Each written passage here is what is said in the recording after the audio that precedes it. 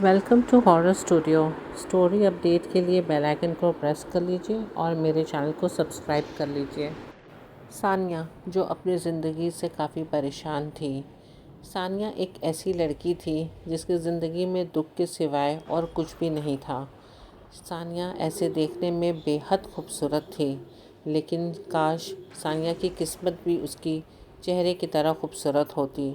शायद कुदरत को ये मंजूर नहीं था। सानिया जब छोटी थी तभी उसके अम्मी अब्बू का इंतकाल हो चुका था। सानिया अपनी दादी के साथ रहती थी।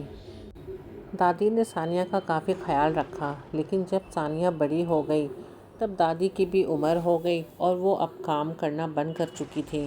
घर का खर्च की सारी जिम्मेदारी सानिया के कंधे पर आ चुकी थी। और जैसे कि सानिया पढ़ी लिखी भी नहीं थी, एक मामूली सी छोटे से गांव में अपनी दादी के साथ रहने वाली लड़की, उसे अब अपनी दादी का भी तकलीफ़ देखा नहीं जा रहा था, क्योंकि उसकी दादी भी अब बीमार रहने लगी थी। तभी सानिया फ़ैसला करती है कि अब मैं घर घर जाकर के सबका काम करके पैसा कमाऊंगी। सानिया लोगों के घर जाकर के काम करके पैसा कमाती थी, लेकिन काम के साथ तानिया को ताना भी मिलता था।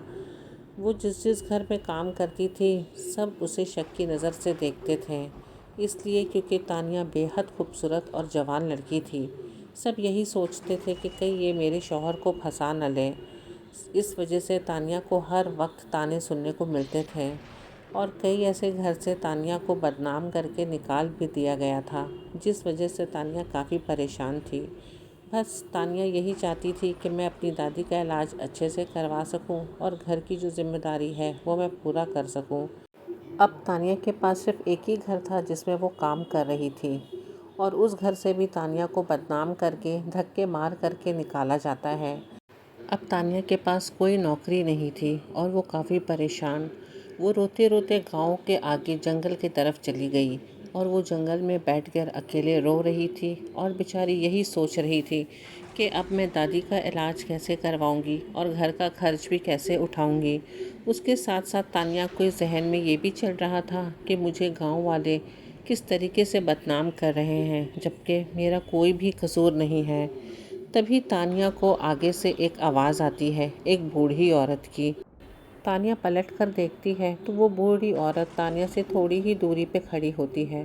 तानिया के मन में ये चल रहा होता है कि इतने सुनसान जंगल में ये बूढ़ी औरत क्या कर रही है। तभी वो औरत उसके करीब आती है और उससे कहती है, बेटा तुम रो रही हो, कोई परेशानी है क्या? तानिया उससे पूछती है, आप कौन हैं? आप यहाँ क्या कर रही हैं इतने सुनसान जंगल में? ये सवाल तो मुझे तुमसे करना चाहिए कि तुम इस जंगल में क्या कर रही हो। मैं बस परेशान होती हूँ तो कभी कभी यहाँ आकर बैठ जाती हूँ, लेकिन आप क्या कर रही हैं यहाँ पर और आप कौन हैं? मैं बस इस गांव की थोड़ी दूरी पर ही रहती हूँ, मेरा मकान है। मैं बस यहाँ से गुज़र रही थी तो मैंने तुम्हारी बातें सुनी और तुम्हें रोता हुआ देखा।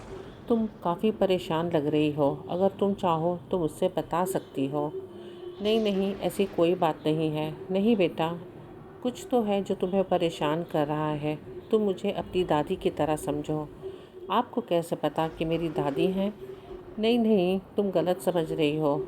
मैं भी तो तुम्हारी दादी की ही उम्र की हूँ ना, इसलिए कह रही हूँ। सानिया का दिल काफ़ी नरम और मुलायम था। वो लोगों से जल्दी मुतमईन हो जाया करती थी। उसने उस औरत से अपनी सारी दिल की बात कह डाली। उस औरत ने उसे कहा कि बेटा तुम चाहो तो मेरे घर में काम कर सकती हो, मैं भी एक काम वाली की तलाश में हूँ। अच्छा, आप मुझे अपने घर में काम देंगी? हाँ हाँ, क्यों नहीं। वो अपने घर का पता बताती है सानिया को और कहती है कि कल से तुम वहाँ आ जाना। सानिया कहती है कि ठीक है, मैं कल वहाँ पहुँच जाऊँगी। सानिया खुशी खुशी अपने घर वापस जाती है, लेकिन घर का माहौल कुछ और ही बदला हुआ रहता है। घर के बाहर काफ़ी भीड़ लगी हुई रहती है और तभी सानिया को पता चलता है कि उसकी दादी का भी इंतकाल हो गया। अब सानिया पूरी तरीके से टूट चुकी थी। उसकी ज़िंदगी पूरी बिखर गई थी, क्योंकि उसकी दादी के सिवाय उसका उस दुनिया में कोई भी नहीं था और ना ही सानिया के पास पैसे थे। घर के मकान मालिक उसकी दादी के जाने के 2 दिन के बाद ही सानिया को तगादा करना शुरू कर दिया। वो कहने लगा कि बस अब तुम्हें ये कमरा खाली करना पड़ेगा। ثانیہ بیچاری اب بھی اپنی دادی کے غم سے باہر بھی نہیں نکلی تھی کہ یہ بھی پہاڑ اس کے سر پہ گر پڑا۔ اب تانیہ یہی سوچ رہی تھی کہ میرے سر پر اب چھت بھی نہیں ہے، میں کہاں جاؤں گی؟ وہ بیچاری پریشان جنگلوں میں پھر بھٹکتے بھٹکتے اچانک سے اسے یاد آیا کہ وہ عورت نے اسے کہا تھا کہ اس کے گھر پہ کام ہے۔ ثانیہ اس کے بتائے ہوئے پتے پہ پہنچتی ہے، لیکن اندر سے تانیہ یہی سوچ رہی ہوتی ہے کہ میں 3-4 دن کے بعد وہاں جا رہی ہوں، پتہ نہیں وہ دادی جی میرے بارے میں کیا سوچیں گی۔ ثانیہ جب گھر کے پاس پہنچتی ہے تو وہ گھر دیکھ کر ایک دم چونک جاتی ہے۔ اتنا بڑا مکان گاؤں کے باہر میں نے تو کبھی نہیں دیکھا، کیا خوبصورت مکان ہے یہ۔ تبھی دروازہ کھٹکھٹا کر وہ اندر جاتی ہے اور وہ بوڑھی عورت اندر سے باہر آ کر کے تانیہ کو کہتی ہے، آؤ بیٹا، میں تو تمہارا ہی انتظار کر رہی تھی۔ میں نے تو تمہیں دوسرے دن آنے کے لیے کہا تھا، لیکن تم 4 دن کے بعد آ رہی ہو۔ تبھی ثانیہ بتاتی ہے کہ جی میری دادی کا انتقال ہو گیا اور اب میرے آگے پیچھے کوئی بھی نہیں ہے، مکان مالک نے بھی مجھے گھر سے نکال دیا ہے۔ وہ بوڑھی عورت تانیہ سے کہتی ہے کہ اب تمہیں گھبرانے کی کوئی ضرورت نہیں، اب تم یہیں رہو گی اور میں تمہیں تنخواہ بھی اچھا سا دوں گی جس سے تمہارا اچھا سا گزارا ہو جائے گا اور تمہیں رہنے کے لیے جگہ بھی دوں گی۔ تانیہ تو بس یہی چیز سن کر خوش ہو جاتی ہے کہ اوپر والا اس کا کس شکل میں مدد کر رہا ہے کہ دیکھو، ایک طرف مکان مالک نے اسے گھر سے بے گھر کر دیا اور دوسری طرف اس کے رہنے کا اور کھانے کا بھی انتظام ہو گیا۔ وہ خوش تھی، وہ مکان دیکھ کر کے چکا چک رہ گئی اور وہ بوڑھی عورت سے پوچھتی، اس مکان میں صرف آپ اکیلی رہتی ہیں؟ تو وہ کہتی ہیں نہیں، میرا بیٹا بھی رہتا ہے میرے ساتھ۔ بس آپ 2 لوگ ہی رہتے ہیں اتنے بڑے مکان میں؟ ہاں، صرف ہم 2 ہی لوگ رہتے ہیں اس مکان میں، اور تمہیں مکان کی صفائی کرنے کی کوئی ضرورت نہیں ہے، صفائی کرنے کے لیے دوسرے لوگ ہیں، تمہیں صرف یہاں کھانا پکانے کا کام کرنا ہے۔ صرف کھانا بنانا ہے؟ 2 ہی لوگ کے کھانے بنانے ہیں؟ ہاں، صرف 2 لوگ کا کھانا تمہیں بنانا ہے۔ کھانا میں کیا بنے گا، کیا آئے گا، وہ سب میں تمہیں بعد میں بتاؤں گی۔ وہ بوڑھی عورت ثانیہ کو ایک کمرے میں لے کر جاتی ہے اور اسے کہتی ہے کہ پہلے تم تھوڑا آرام کر لو، تم کافی پریشان اور تھکی بھی ہو۔ کمرہ دیکھ کر ثانیہ یہی سوچتی ہے کہ ان کا کتنا بڑا دل ہے، یہ ایک نوکرانی کو اتنا بہترین شاندار کمرہ دے رہی ہیں رہنے کے لیے۔ وہاں کا بستر، وہاں کا الماری، وہاں کے پردے اتنے خوبصورت، شاید تانیہ نے کبھی زندگی میں بھی نہیں سوچا ہوگا کہ اتنا خوبصورت مکان اور اتنا اچھا کمرہ میں اسے رہنے کا موقع ملے گا۔ تھوڑی دیر کے بعد وہ بوڑھی عورت ثانیہ کے کمرے میں آتی ہیں اور اسے کہتی ہیں کہ کچن میں چلو، میں تمہیں کچن دکھا دیتی ہوں اور تمہیں بتا دیتی ہوں کہ کھانے میں رات کا کیا کیا بنے گا۔ ثانیہ جیسے ہی کچن کی طرف جاتی ہے، وہ خوبصورت نوجوان اس کے سامنے آ کر کھڑا ہو جاتا ہے۔ ثانیہ کی آنکھیں دیکھ کر اسے چکمکا جاتی ہے، لیکن کہیں نہ کہیں ثانیہ کے دل میں ایک ڈر بھی تھا اور اس کے من سے ایک آواز آتی ہے کہ گئی بھینس پانی میں۔ اب یہاں پہ یہ اتنا خوبصورت نوجوان ہے اور میں بھی اتنی خوبصورت ہوں، کہیں اب یہاں بھی میرے اوپر کوئی غلط الزام نہ لگ جائے۔ تب یہ بوڑھی عورت ثانیہ سے کہتی ہیں کہ یہ میرا بیٹا ہے، میں اور میرا بیٹا اسی گھر میں رہتے ہیں، چلو میں تمہیں کچن میں لے کر کے چلتی ہوں۔ جب ثانیہ کچن میں جاتی ہے تو اتنا بڑا کچن، اتنا بہترین اور شاندار، جہاں پہ ہر چیز موجود تھی، دیکھ کر کافی چونک جاتی ہے اور وہ اس بوڑھی عورت سے کہتی ہے، میں نے اپنی پوری زندگی میں اتنا بڑا کچن کہیں نہیں دیکھا اور آپ کے یہاں تو ہر چیز بھری ہوئی ہے۔ وہ مسکراتی ہے اور ثانیہ سے کہتی ہے، ٹھیک ہے، اب تم رات کے کھانے کی تیاری کرو، تم ابھی گوشت آ ہی رہا ہوگا، تم ایک بہترین سالن تیار کرو، کچھ روٹیاں بھی بنا لینا ساتھ میں۔ یہ کہہ کر وہ بوڑھی عورت چلی جاتی ہے باہر۔ ثانیہ یہی سوچتی ہے کہ میں کہاں سے شروعات کروں، اسے کچھ سمجھ میں نہیں آتا، کیونکہ اندر اندر اسے خوشی تو ہوتی ہے، لیکن کہیں نہ کہیں اسے اس چیز کا بھی ڈر ہوتا ہے کہ کہیں آگے چل کر یہ بوڑھی دادی بھی مجھے کہیں اس گھر سے نہ نکال دیں۔ لیکن یہ ساری چیزیں بھول کر ثانیہ رات کا کھانا تیار کرنے لگتی ہے۔ تبھی وہ بوڑھی دادی گوشت کا تھیلی لے کر اس کے سامنے آتی ہیں اور کہتی ہیں کہ یہ لو، اسی کا سالن تمہیں بنانا ہے۔ ثانیہ کہتی ہے، یہ تو اتنا سارا گوشت ہے، یہ تو کم سے کم 20 لوگوں کا کھانا ہے، پر آپ لوگ کا تو صرف 2 لوگ کا کھانا پکانا ہے۔ وہ کہتی ہیں نہیں، تم یہ سارا سالن پکا دو اور کم سے کم 25 روٹی بنا لینا۔ ثانیہ اندر ہی اندر یہ سوچتی ہے کہ یہ ہو کیا رہا ہے۔ اسے کچھ سمجھ میں نہیں آتا کہ یہ 2 لوگ ہیں، لیکن یہ کہہ رہی ہیں کہ 25 روٹیاں بنا لو اور یہ سارا سالن بنا لو۔ ہو سکتا ہے کہ کوئی مہمان آئے ہوں کھانے کے لیے۔ تھوڑی دیر کے بعد ثانیہ اتنی لذیذدار سالن تیار کرتی ہے، کچھ روٹیاں بھی بناتی ہے، سلاد بھی بنا لیتی ہے اور میٹھے میں کھیر بھی بنا لیتی ہے۔ بوڑھی دادی گھنٹے بھر کے بعد کچن میں آتی ہیں اور ثانیہ سے کہتی ہیں، تم اپنے لیے پلیٹ میں سالن اور روٹی نکال لو اور باقی سارا ہانڈی ٹیبل پہ لگا دو۔ اس گھر میں ثانیہ کا پہلا دن رہتا ہے تو تانیہ یہی سوچ رہی ہوتی ہے کہ شاید کوئی مہمان لوگ آ رہے ہوں گے۔ وہ سارا کھانا لے جا کر کے ٹیبل پہ لگا دیتی ہے اور وہ کچن میں جا کر اپنا کھانا کھانے لگتی ہے۔ تھوڑی دیر بعد وہ بوڑھی دادی کچن میں آتی ہے اور ثانیہ سے کہتی ہے کہ بیٹا ٹیبل جا کے صاف کر لو اور ساری ہانڈی اٹھا کے کچن میں واپس لے آؤ۔ تانیہ اپنا کھانا ختم کر کے ٹیبل کے پاس جاتی ہے کہ وہ جا کر سارا پلیٹس وغیرہ اٹھا لے، لیکن وہاں جو منظر دیکھ کر تانیہ کی آنکھ پھٹی کی پھٹی رہ جاتی ہے۔ وہاں کوئی بھی مہمان نہیں آئے ہوئے ہوتے ہیں، وہاں پہ صرف 2 پلیٹ رہتی ہے جو کہ گندی ہوتی ہے، باقی سارے پلیٹس ایک دم ویسے ہی صاف کے صاف رہتے ہیں۔ تانیہ یہی سوچتی ہے کہ اتنا سارا گوشت اور اتنے سارا روٹی بس یہ ماں بیٹا کیسے کھا گئے ہیں، اسے کچھ سمجھ میں نہیں آ رہا ہوتا ہے۔ تب وہ زمین کی طرف اپنی نظر دوڑاتی ہے کہ شاید دانا وغیرہ یہاں پہ بھی کچھ گرا ہو سکتا ہے مہمان ہاتھ میں لے کر کے کھائے ہوں، لیکن زمین بھی بالکل صاف رہتی ہے۔ تبھی تانیہ اپنے دھیان بھٹکاتے ہوئے سارا برتن اور ہانڈی کچن میں لے کر کے چلی جاتی ہے۔ کچن کو صفائی کرنے کے بعد وہ رات کو سونے کے لیے چلی جاتی ہے۔ اسے بہت اچھا نیند آتا ہے۔ دوسرے دن صبح ثانیہ کو پھر کچن میں بہت سارے سبزیاں پڑی ہوئی ملتی ہیں، لیکن وہ ایسی سبزی رہتی ہے جسے ثانیہ نے کبھی زندگی میں نہیں دیکھا ہوتا ہے۔ وہ یہی سوچتی ہے کہ یہ کون لوگ ہیں، یہ کتنا کھاتے ہیں اور یہ کیسی سبزی ہے، میں نے یہ سبزی کبھی اپنی زندگی میں نہیں دیکھی۔ تبھی بوڑھی دادی وہاں پہنچتی ہیں اور ثانیہ کو کہتی ہیں کہ ابھی ناشتے میں تم یہ سبزی بنا لو اور گوشت تھوڑی دیر میں آ جائے گا تو تم سالن بھی تیار کر لینا۔ ثانیہ بوڑھی دادی سے پوچھتی ہے کہ یہ کون سی سبزی ہے، میں نے اپنے جنم میں کبھی بھی نہیں دیکھا یہ سبزی کو۔ وہ بوڑھی دادی ہنستے ہوئے ثانیہ سے کہتی ہے، یہ امیروں کا کھانا ہے، تم نے کہاں سے دیکھا ہوگا، یہ تو تمہارے لیے پہلی چیز ہے جو تم دیکھ رہی ہو۔ خیر ابھی تھوڑی دیر میں چکن آ رہا ہے، تم اس میں بھی یہ سبزی ڈال دینا۔ مجھے چکن تو میں جانتی ہوں، لیکن چکن میں یہ سبزی میں کیسے بناؤں گی؟ تب بوڑھی دادی اسے ریسیپی بتاتی ہیں اور ثانیہ کو کہتی ہیں کہ تم اچھے سے کھانا تیار کر لینا۔ ثانیہ اپنا کھانا بنانے میں لگ جاتی ہے، آدھا دن اس کا اسی میں نکل جاتا ہے۔ اس کے بعد وہ تھک کر اپنے کمرے میں چلی جاتی ہے۔ ثانیہ ایک چیز غور کرتی ہے کہ اس پورے مکان میں اس کے کمرے میں کہیں پر بھی آئینہ نہیں ہوتا ہے۔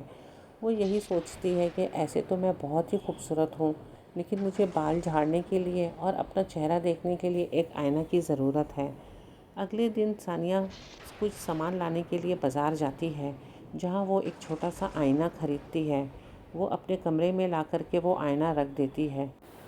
پھر سے کھانا تیار کرنے کے بعد کھلانے کے بعد وہ اپنے کمرے میں رات کو چلی آتی ہے۔ اگلے دن صبح اٹھتے ہی ثانیہ جب اپنے بال جھاڑ رہی ہوتی ہے تو اسے یاد آتا ہے کہ وہ آئینے میں اپنا چہرہ دیکھے اور اپنا بال بھی صحیح کر لے۔ تبھی وہ آئینے کو اپنے چہرے کے پاس جیسے ہی لگاتی ہے، اس آئینے میں وہ بوڑھی عورت کا پرچھائی اسے پڑتا ہے، لیکن جو چیز وہ آئینے میں دیکھتی ہے اس سے ثانیہ کی ہوش اڑ جاتی ہے۔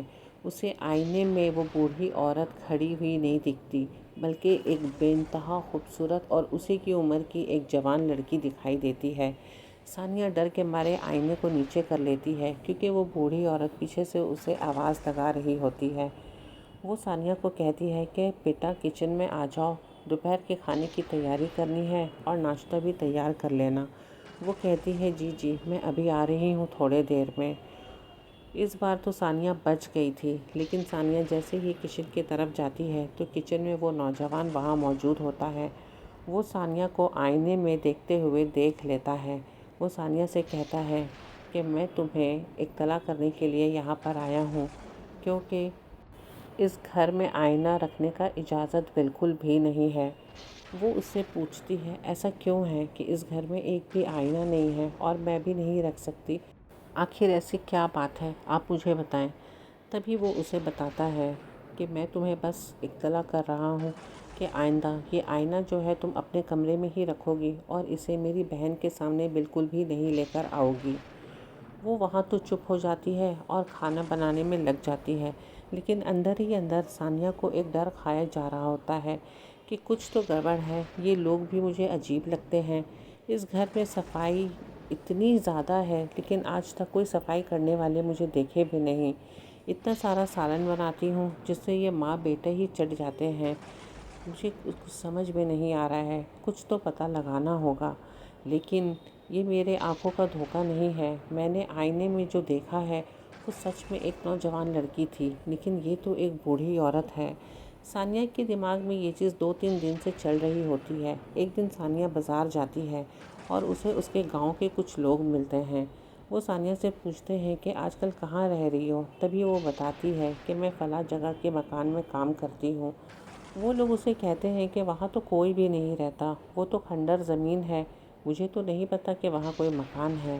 ثانیہ لیکن ان کی باتوں کا کوئی دھیان نہیں دیتی کیونکہ وہ جلدی میں ہوتی ہے، وہ کچھ سبزی لینے آئی بھی ہوتی ہے اور اسے واپس جانا ہوتا ہے، اسی لیے وہ واپس مکان چلی جاتی ہے۔ لیکن ثانیہ کے ذہن میں ایک چیز تو ہمیشہ سے ہی گھوم رہی ہوتی ہے کہ میں اس آئینے میں ایک بار اس بوڑھی عورت کو پھر سے دیکھوں گی کہ یہ میرا بھرم نہیں تھا۔ لیکن اسے اس دن موقع مل جاتا ہے۔ وہ آئینے کو اپنے آنچل میں چھپا کر لے کر آتی ہے جہاں وہ بوڑھی عورت بیٹھی ہوئی ہوتی ہے، لیکن بنا اسے خبر لگتے ہوئے وہ پیچھے گھوم کر آئینہ کو ایسے دیکھتی ہے اور آئینے میں وہ عورت اسے اسی شکل میں نظر آتی ہے، بے انتہا خوبصورت اور اسی کی عمر کی ایک جوان لڑکی کی شکل میں۔ تبھی وہ نوجوان اس کے سامنے آ کر کھڑا ہو جاتا ہے اور ثانیہ کافی گھبرا جاتی ہے، ڈر جاتی ہے۔ وہ ثانیہ کو اشارہ کرتا ہے کمرے سے باہر جانے کے لیے۔ ثانیہ کمرے سے باہر کچن میں چلی جاتی ہے اور وہ پیچھے پیچھے ثانیہ کے پاس آ کر اس سے کافی غصہ ہوتا ہے اور وہ کہتا ہے کہ میں نے تمہیں پہلے بھی سمجھایا تھا اور آج تم اتنی بڑی غلطی کرنے جا رہی تھی کہ تم میری ماں کے سامنے آئینہ لے کر آ گئی تھی۔ اگر ان کی نظر پڑ جاتی اور وہ غصہ ہو جاتی تو پھر پتہ نہیں تمہارا کیا حشر ہوتا۔ لیکن آپ کو مجھے بتانا ہوگا، میں نے جو آئینہ میں دیکھا ہے وہ بوڑھی دادی نہیں ہے۔ میں نے آئینے میں ایک جوان خوبصورت لڑکی کو دیکھا ہے جو کہ بہت ہی کم سن عمر کی ہے۔ آخر کیا راز ہے جو آپ لوگ مجھ سے چھپا رہے ہیں؟ آپ کو مجھ سے بتانا پڑے گا۔ تبھی وہ لڑکا ثانیہ کو ساری بات بتاتا ہے۔ وہ کہتا ہے کہ دراصل ہم ایک عام انسان نہیں ہیں، ہم جن ہیں۔ جن؟ ہاں، ہم جن ہیں اور یہ میری بہن ہے، ہم دونوں ساتھ میں یہاں رہتے ہیں۔ میں اور میری بہن اس مکان میں رہتے ہیں اور تم انسان جو ہم لوگوں کو جانتے ہو، کوئی ہمارا غلط مطلب نہ نکال لے ہمارے رشتے کا، اسی لیے ہماری بہن ایک بوڑھی عورت کی شکل میں ہمارے ساتھ رہتی ہے۔ لیکن وہ بوڑھی نہیں ہے، وہ بوڑھی صرف دنیا والوں کو دکھانے کے لیے ہے، اصل میں وہ بھی جوان اور خوبصورت ہے۔ لیکن تم یہ بات کسی کو بھی نہیں بتاؤ گی ورنہ تمہارا انجام بہت برا ہوگا۔ یہ ساری باتیں سن کر کے تو مانو ثانیہ کی ہوش اڑ گئی رہتی ہے۔ ثانیہ بس اپنے کمرے میں جا کر کے یہی سوچتی ہے کہ میں کہاں آ کر کے پھنس گئی ہوں، اب میرا کیا ہوگا؟ کہیں یہ لوگ جیسے گوشت کھاتے ہیں ایک دن مجھے ہی کاٹ کر پکا کے نہ کھا جائیں۔ اس کا ڈر کے مارے برا حال رہتا ہے۔ وہ یہی سوچتی ہے کہ میں جنوں کے بیچ میں کیا کر رہی ہوں۔ لیکن کہیں نہ کہیں ثانیہ کے ذہن میں یہ بھی بات آتی ہے کہ آج تک ان لوگوں نے میرا برا نہیں کیا اور الٹا ان لوگوں نے میری مدد ہی کی ہے۔ لیکن کہیں نہ کہیں ثانیہ یہی سوچ رہی تھی کہ میں کیسے بھی کر کے بازار جانے کے بہانے سے میں یہاں سے چلی جاؤں گی، میں واپس یہاں نہیں آؤں گی کیونکہ یہ جن ہیں اور کبھی نہ کبھی یہ مجھے نقصان تو ضرور ہی پہنچائیں گے۔ دوسرے دن جب ثانیہ اٹھتی ہے اور وہ بوڑھی دادی سے کہتی ہے کہ میں بازار جا رہی ہوں، مجھے کچھ کام ہے، تب دادی اس سے کہتی ہے کہ ہاں بیٹا تم جاؤ اور جلدی آ جانا۔ وہ بازار تو چلی جاتی ہے لیکن اس کے ذہن میں یہی چلتا رہتا ہے کہ اگر میں جاؤں گی بھی تو کہاں جاؤں گی، نہ میرے پاس پیسے ہیں اور نہ ہی میرے پاس رہنے کا کوئی ٹھکانہ۔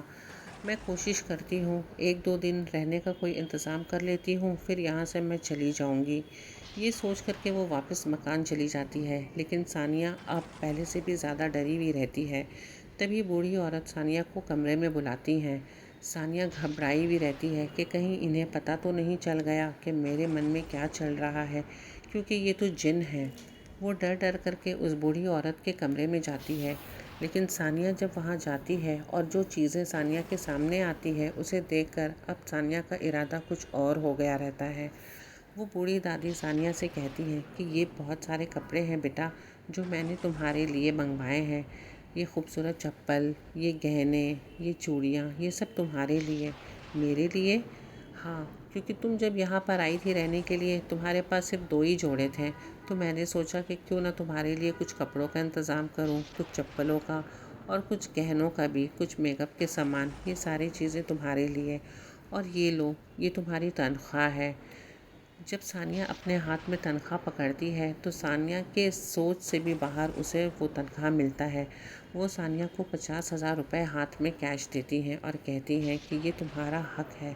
تم اتنے لذیذدار بہترین کھانا بناتی ہو، میں نے آج تک کبھی اتنا مزیدار کھانا نہیں کھایا۔ اس سے پہلے جو میرے گھر میں کھانا پکاتی تھی وہ بھی اتنے ذائقے والا کھانا نہیں بناتی تھی، اور اب میں نے طے کیا ہے کہ تمہیں ہر مہینے میں بہت سارے کپڑے، چوڑی، چپل اور تمہیں تنخواہ اچھی دیا کروں، کیونکہ تم ایک مجبور لڑکی ہو، اور اس سے اچھی بات یہ ہے کہ تم کھانا بہت ہی لذیذدار بناتی ہو۔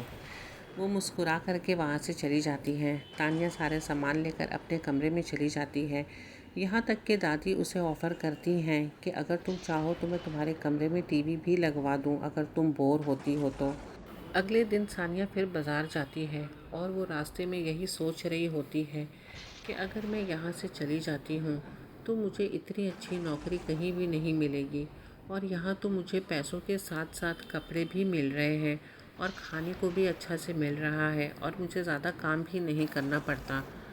کہیں نہ کہیں ثانیہ کا ارادہ بدل رہا تھا، اور اب وہ یہی سوچ رہی تھی کہ یہ لوگ مجھے نقصان نہیں پہنچائیں گے، کیونکہ میں نے ان کا برا کبھی چاہا ہی نہیں۔